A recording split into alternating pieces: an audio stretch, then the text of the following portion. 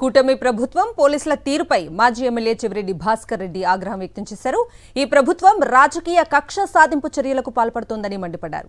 ఘటన జరిగి 50 రోజుల తర్వాత చెవిరెడ్డి మోహిత్ రెడ్డిని A37 గా చేర్చడంపై భాస్కర్ రెడ్డి విమర్శలు గుప్పించారు.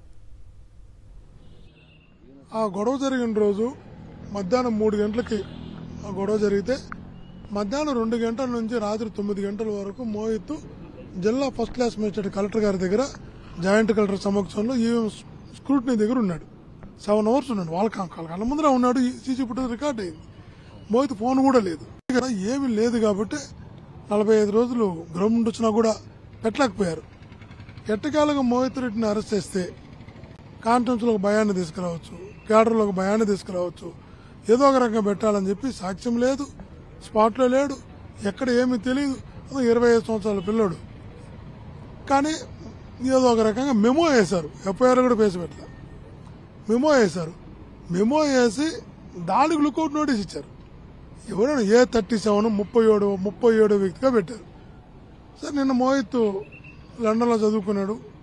వాళ్ళ స్నేహితుడు లండన్లో బ్యాచ్మేట్కి దుబాయ్లో మ్యారేజ్ ఉంది. ఈరోజు మార్నింగ్ వెళ్ళి మళ్ళీ సాయంత్రం 11 గంటల 10 నిమిషాలకి రాత్రి ఎయిర్ ఇండియాలో చెన్నైకి వచ్చి ఎల్లుండి షిరిడీకి పోవాలి. కాన్ఫరెన్స్ అంతా షిరిడీకి పోతున్నాం. స్పెషల్ ట్రైన్ బుక్ చేసుకున్నాం. ఆ స్పెషల్ ట్రైన్లో నియోజకవర్గం మొత్తం కూడా షిరిడీకి పోతుంది. ఈరోజు రాత్రి బయలుదేరి రావాలి. 7 రోజులుగా పోలీసుల సమక్షంలో ఉన్నాడు మోహిత్.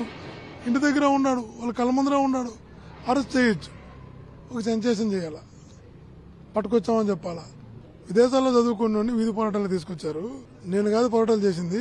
ఈ జనరేషన్ పోరాటాల వైపు నడిపిస్తే ఈ ప్రభుత్వం నిలబడలేదు. ఖచ్చితంగా యువత గాని పోరాటాల వైపు గాని నడిపించగలిగితే, కసి పెంచగలిగితే ఈ ప్రభుత్వం మనుగడ సాగించలేదు, నిలబడలేదు. నా కొడుకు అదే అంటున్నాడు, నాన్న నువ్వు పోరాటం కాదు, నా పోరాటం ఎట్టుంటుందో చూపిస్తాను ఈ ప్రభుత్వానికి. నేను గుడ్ ఆల్ ది బెస్ట్ అని చెప్పా. చూపిస్తే అదే నాయకుడిగా నిలవాలనుకున్నప్పుడు నువ్వు ప్రజల పక్షాన్ని నిలబడాలి, ప్రభుత్వం పక్షాన్ని నిలబడాలి. నీకు జగన్మోహన్ రెడ్డి గారు బలమైన నాయకుడు వెనకాలన్నాడు, వెన్నుముక్క ప్రజాపోరాటానికి ప్రిపేర్ అవుతామని చెప్పిన.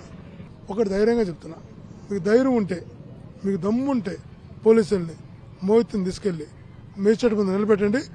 మెజిస్ట్రేట్ గాని పైలెత్తి బయట ఇచ్చి బయట ఎక్కిపోతే. ఎందుకంటే ఎఫ్ఐఆర్లో లేడు, స్పాట్లో లేడు, కలెక్టర్ గారి దగ్గర ఉన్నాడు. 2 నెలల కేసు పెట్టలా. A37 మీద లుకౌట్ నోటీస్ చేయడం ఏంది, A37 స్టేషన్ తీసుకురావడం ఏంది. ఖచ్చితంగా చెప్తున్నాం కదా, మెజిస్ట్రేట్ ముందర హాజరుపరిచే ధైర్యం అయితే వీళ్ళు చేయలేరు.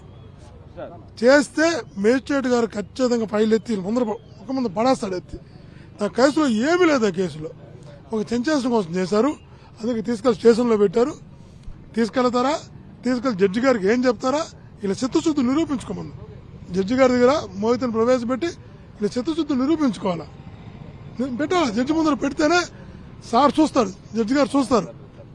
చూస్తేనే వీళ్ళు పెట్టిన తప్పుడు కేసు ప్రపంచానికి చెప్తారు. అందుకే మేము కూడా కూర్చొని ఉన్నాం. నా మీద కక్ష, జగన్మోహన్ గారి మీద కక్ష కాదు, వాళ్ళకి ప్రజల మీద కక్ష ఉంది. ఈ ప్రజల మీద కోపం ఉంది. ఓటేసినా కూడా ప్రజలను వదిలేటట్లేరు. ఎందుకంటే ప్రజలు ఎప్పుడు ఇలా నమ్మరు అని. మొదటిసారి ఏదో ఒక ఆశ పడినట్టున్నారు. ఆశని 1 నెలలో క్లోజ్ చేశారు. కాబట్టి ప్రజల మీద ఉన్న కోపం అందరి మీద చూపిస్తున్నారు. మేము చెప్తున్నాం కదా, తప్పుడు కేసు అని ప్రతి ఒక్కరికి తెలుసు. వాడికి సంబంధాలు ఏమి లేవని కూడా తెలుసు. అసలు నాని మీదనే గొడవ జరగలేదని కూడా తెలుసు. ఎందుకంటే కారు మీద దాడి జరిగిందే తప్ప, అందుకని ముందు రోజు 2 కార్లు తగలబెట్టారు కాబట్టి మరుసటి రోజు ఈ కారు మీద దాడి జరిగిందే తప్ప నాని మీద దాడి జరగలేదు. దానికి సాక్ష్యమే ఈ ఆంధ్రప్రదేశ్లో ఉన్న అతిపెద్ద సూపర్ స్పెషాలిటీ హాస్పిటల్ ఇచ్చినటువంటి సిటీ స్కాన్ రిపోర్ట్స్. 6 కాళ్ళు, చెయ్య, మోకము, వీపు, తల అన్ని సిటీ స్కాన్ చేసి ఇతనికి ఏ రకమైన గాయాలు 0 లేవు అని ఇచ్చారు. ఒక గాయం కూడా మనిషికి కాకుండా 37 మంది దాడి చేస్తే సాధ్యమవుతుందా? సింపుల్ గా చెప్పండి. ఈ ప్రజలు ఆలోచించమంటున్నా. 37 మందిని అరెస్ట్ చేసి జైలుకి పంపారు. 37 మంది ఒక వ్యక్తి పైన దాడి చేస్తే చిన్న గాయం కూడా లేకుండా మనిషి ఉండగలుగుతాడా? ఆలోచించాలా, ప్రజలు ఆలోచించాలా. ప్రజలు ఆలోచిస్తున్నారు.